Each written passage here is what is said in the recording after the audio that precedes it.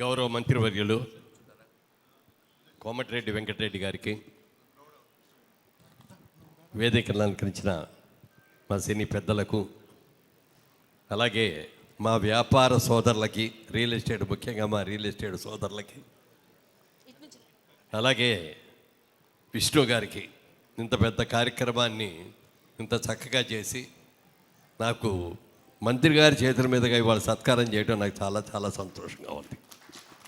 చాలా కాలంగా వారితో పరిచయం ఉన్నప్పటికీ కూడా ఇవాళ రోజున ఆయన ఎక్కడెక్కడో కూడా ఉండొచ్చు కూడా నా ఫంక్షన్కి రావాలి అని అన్నీ వచ్చి ఇక్కడ రావటం, వారి చేతుల మీదుగా ఇచ్చి వారి ఆశీస్సులు అందజేసినందుకు మనస్ఫూర్తిగా నేను నా కృతజ్ఞతలు తెలియజేస్తున్నాను.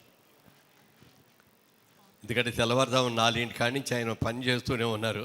ఎక్కువసేపు నిలబెట్టడం కూడా కరెక్ట్ కాదు. ఆవిడ్ని ఒక ముఖ్యమైన విషయం మీరు ఉండగానే మాట్లాడదలుచుకున్నాను సార్.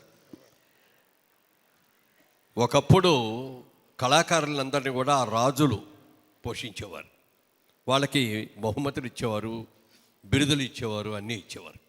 తర్వాత రాష్ట్ర ప్రభుత్వాలన్నీ కూడా కేంద్ర ప్రభుత్వం అవార్డులు కానీ రాష్ట్ర ప్రభుత్వం అవార్డులు కానీ అవార్డులు ప్రభుత్వమే ఇస్తూ వచ్చింది.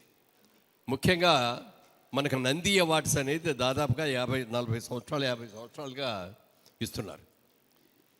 చాలా బ్రహ్మాండంగా జరిగినాయి, ఇప్పుడు వరకు జరిగినాయి అన్నీ కూడా.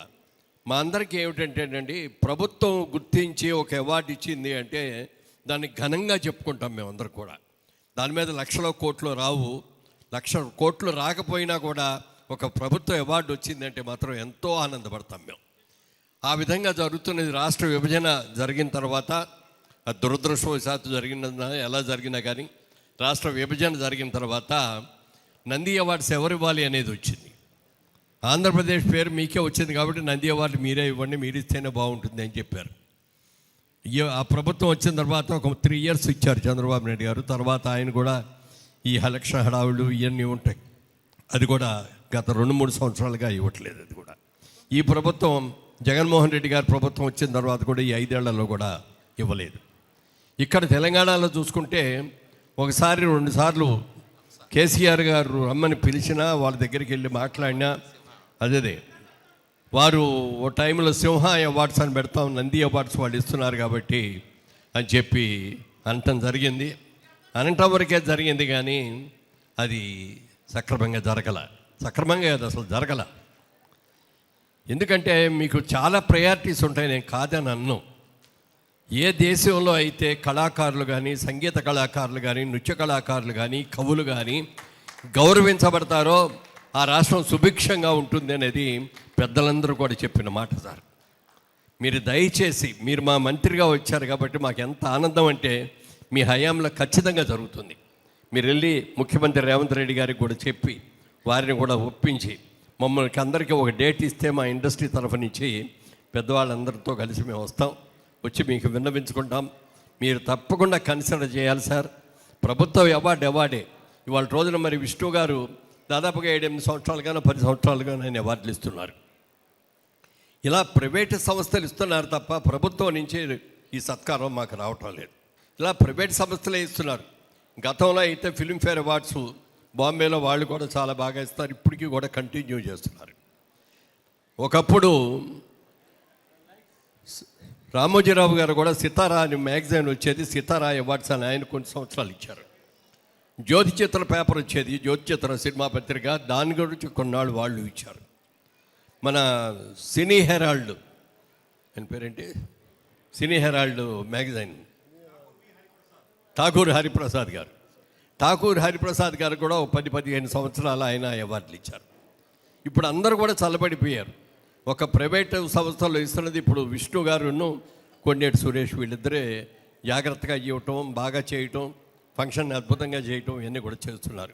దయచేసి మా అందరి విన్నపం సార్, మీరు ఏ రోజున రమ్మన్నా, మీరు తెల్లవారుజామున 4 గంటలకు లేస్తున్నారు కాబట్టి 4 గంటలకు మమ్మల్ని రావడానికి కూడా మేము సిద్ధంగా ఉన్నాం సార్.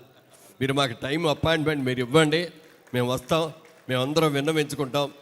మీరు మరి ముఖ్యమంత్రి గారితో కలిపి మీటింగ్ కనుక పెట్టేటైతే ఆ మీటింగ్లు కూడా మేమందరం కూడా వస్తాం. మీరందరూ కూడా పరిశ్రమని గౌరవించండి అని కోరుకుంటున్నాయి. ఇవాళ టీవీ రంగం బ్రహ్మాండంగా ఉంది. ఈ రెండింటికి మూలమైనటువంటి నాటక రంగానికి కూడా నా హయాంలోనే చంద్రబాబు నాయుడు గారిని ఒప్పించి నాటక రంగానికి కూడా నంది అవార్డ్స్ చేయించాం సార్. 3 రంగాలకి, సినిమా, టీవీ, నాటక రంగం, ఈ 3 రంగాలకి ప్రభుత్వం తరపు నుంచి అవార్డులు ఇస్తే కళాకారులందరూ కూడా చాలా ఆనందపడతారని విన్నవించుకుంటూ, మరి మిగిలిన అన్నీ బాగానే ఉన్నాయి. ఇక్కడ మాకేం ప్రాబ్లం లేదు, బ్రహ్మాండంగా చూసుకుంటున్నారు, అందరూ మర్యాదగానే చూసుకుంటున్నారు. మీరు ఆంధ్ర వాళ్ళు అక్కడికి వెళ్ళండి అని అనకుండా మమ్మల్ని కూడా చాలా గౌరవంగా చూస్తున్నందుకు చాలా చాలా సంతోషంగా ఉంది. ఎక్కడ వాళ్ళమైనా మీరు మేము అందరూ కూడా తెలుగు వాళ్ళమే కదా. మరి దాదాపుగా నేను మా ఊళ్ళో కూడా ఇన్ని సంవత్సరాలు ఉన్న, హైదరాబాద్లో ఉన్నన్ని సంవత్సరాలు. అందుకని తప్పకుండా మీరు అది చెయ్యాలని, మీ సమక్షంలో ఇది జరగాలని మనస్ఫూర్తిగా కోరుకుంటున్నాను సార్. ఇది మీరు పెద్ద మనసు చేసుకొని ఇది సాధ్యమైన తొందరలో ఈ సంవత్సరమే మొదలు పెట్టించాలని మనస్ఫూర్తిగా, నూతన సంవత్సరం వస్తుంది కాబట్టి. ఇదివరకు ఎన్టీ రామారావు గారు ఉండగా ప్రతి ఉగాది పండగకి ఇచ్చారు ఆయన.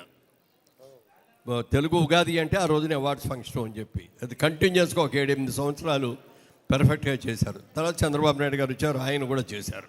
అలాగే ఎన్టీ రామారావు గారు ముఖ్యమంత్రిగా ఉన్నప్పుడు ఇంటర్నేషనల్ ఫిల్మ్ ఫెస్టివల్ చేసామండి ఇక్కడ వరల్డ్ మొత్తాన్ని.